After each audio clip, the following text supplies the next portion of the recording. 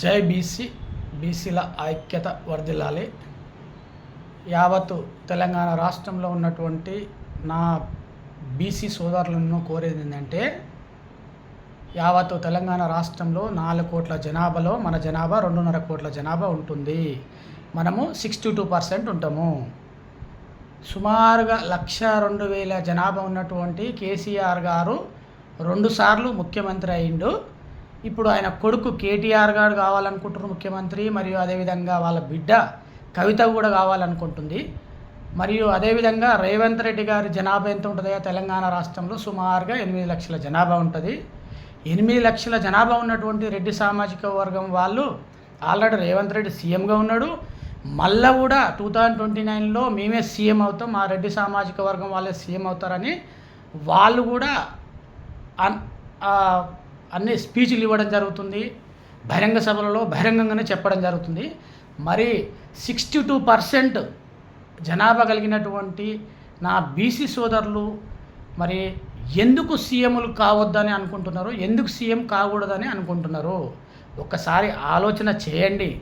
ఎందుకంటే మనము 62% అంటే సుమారుగా 73 మంది ఎమ్మెల్యేలు గెలవడానికి మన జనాభా ఆధారితంగా మనము గెలవాలి. లెక్క ప్రకారంగా గెలిస్తే 73% ఎమ్మెల్యే, 73 మంది ఎమ్మెల్యేలు అంటే 119 ఎమ్మెల్యేలు మనదే రాజ్యాధికారం.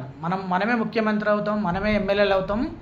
ఇంకా కూడా తెలంగాణ రాష్ట్రంలో ఉన్నటువంటి కాంగ్రెస్ పార్టీ కానీ, బీఆర్ఎస్ పార్టీ కానీ, బీజేపీ పార్టీ కానీ బీసీలను అన్నటోళ్ళను ఓట్లు వేసుకునే యంత్రాలలాగానే చూస్తున్నారు. ఓట్లు వేసుకొని ఏమైనా ఎలక్షన్ వచ్చినప్పుడు, ఎలక్షన్ కన్నా ముందు మీకు ఐడి కార్డులు ఇస్తాము, మీకు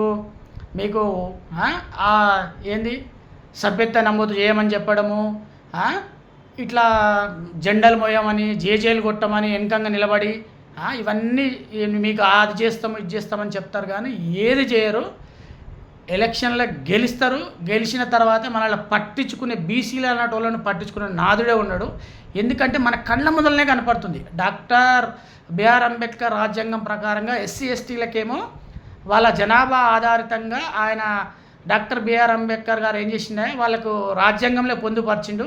వాళ్ళకు నిధులు కేటాయించాలి ఆ రాజ్యాంగం ప్రకారంగా నేను, మరియు వాళ్ళకు ఉద్యోగాలలో కూడా వాళ్ళ వాట వాళ్ళకు కల్పించాలి, మరియు నిధులు కేటాయించాలి, మరియు అన్ని రంగాలలో వాళ్ళకు సమాన వాట కల్పించాలి. ఆ జనాభా ప్రకారంగా వాళ్ళకు నిధులు కేటాయించడం జరుగుతుంది.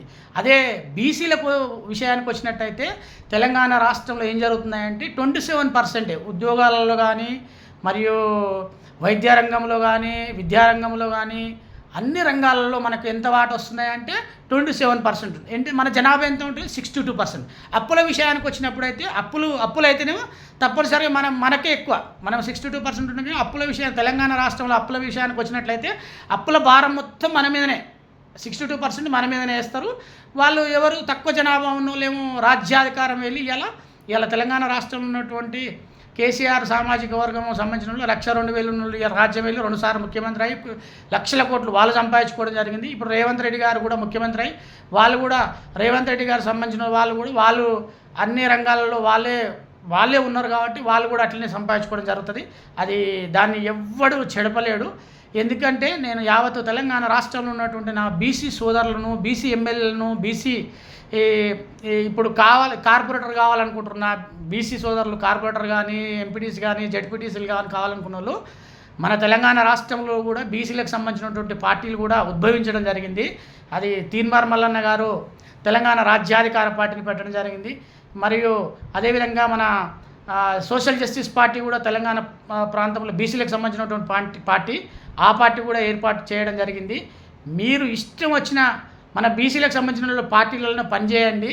ఇంకా కూడా రెడ్డి, వెల్మ, కమ్మ పార్టీలో పనిచేస్తే, రావుల పార్టీలలో మనం పనిచేస్తే మన పని ఇంకా శూన్యమైపోతాయి. మన పిల్లల భవిష్యత్తు కూడా భయంకరంగా తయారవుతుంది. ఇప్పటికే స్వతంత్రం వచ్చి 79 సంవత్సరాలు అవుతున్నా ఈ ఒక్క బీసీ ముఖ్యమంత్రి కావాలంటే తెలంగాణ రాష్ట్రంలో ఎంత కుల వివక్షత ఉందంటే చూడండి ఒకసారి. మీరు ఎంత ఉందంటే రెడ్డిలు 3 ప్రధాన పార్టీలు ఉన్నా కానీ వాళ్ళందరూ కలిసి పని చేసుకోగలుగుతారు. వాళ్ళందరూ కలిసి గెలిపించుకుంటారు. వాళ్ళ సామాజిక వర్గం వాళ్ళని గెలిపించుకుంటారు. మనకెందుకు కులాలు? మనకు యాదవులని, కుర్మలని, మరి గౌడ్స్ అని, మునూరు కాప్ అని, ముదురాజ్ అని, పద్మశాలి అని, ఇట్లా 136 కులాల మధ్యలో ఇట్లా రజకులని, కుమ్మరి అని ఇట్లా రకరకాలుగా మన కులాల మధ్యలోనే మనకు చిచ్చులు పెట్టి వాళ్ళు మనల్ని కొట్టుకుంటట్టు చేస్తారు. వాళ్ళు రాజ్యాధికారాన్ని వేసుకొని పోతారు. పిడికిలి మంది కూడా ఉండరు ఊర్లలో. గ్రామాలలో రెడ్డి సామాజిక వర్గం, వెలుమ సమాజం పిడికిలి మంది ఉండరు. వాళ్ళు ఊరును మొత్తం వేలాలని ప్రయత్నం చేస్తారు. మన బీసీల సోదరులారా మేల్కొనండి. మనం మేల్కొనపోతే ఇంకా కూడా బానిసలుగానే బతకాలంటే బతకని బానిసలుగా. కానీ మన ఇంతో అంత రాజకీయ చైతన్యం ఉన్నటువంటి యువకులు కానీ, కవులు కానీ, కళాకారులు కానీ, మేధావులు కానీ, బీసీ మహిళలు కానీ, బీసీ ఇంటెలెక్చువల్స్ కానీ మీరందరూ సమైక్యమై ఒక రాజకీయ శక్తిగా ఎదిగి తెలంగాణ రాష్ట్రంలో 2029లో బీసీల రాజ్యాధికార దిశగా పనిచేయగలని కోరుతున్నా. అదేవిధంగా బీసీ ముఖ్యమంత్రి కూడా కావాలని కోరుతున్నా.